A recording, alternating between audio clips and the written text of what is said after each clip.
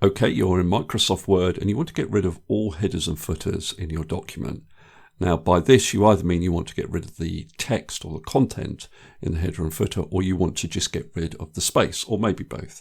So we'll look at both solutions. So to get rid of the text in the header and the footer, what you do is you go to the Insert tab on your ribbon. And then if I want to get rid of the headers, I just go to the header menu here, and then down to the bottom, remove header.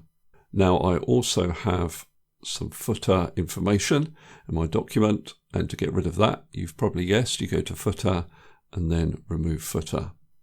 Now if I scroll down through my document, you can see that's worked for these pages, but when I get to this page, I can see that the header is still present. Now to deal with this, I need to double click back into the header, and then I need to make sure I'm on the header and footer tab on the ribbon. And I'm looking for this button, Link to Previous. So I'm going to click on it, and it will say, do you want to delete this header and footer and connect to the header and footer in the previous section? So if I click on yes, it will get rid of the header in this section. You can see here I'm in section 2. If I scroll down, you can see the other sections are clear, but you may need to do that for each section in your document. Okay, so we've got rid of the header and footer text within our document, but now we want to close this gap at the top.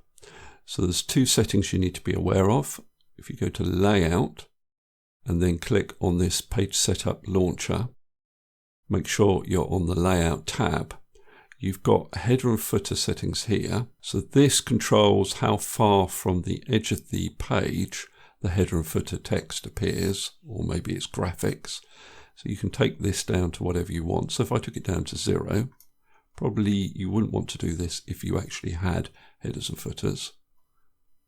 So all that does is decrease the amount of space given to the headers and the footers. What we can now do is change the margins for our document. So if I go to the Margins menu and then Custom Margin, it takes me back into this Page Setup dialog box, and here I can adjust the margins. So if I did take it down to 0, you may find your printer doesn't cope with this, but if I take them down to 0 for argument's sake and click on OK, you can see it gets rid of nearly all of the space, both in the header and the footer area.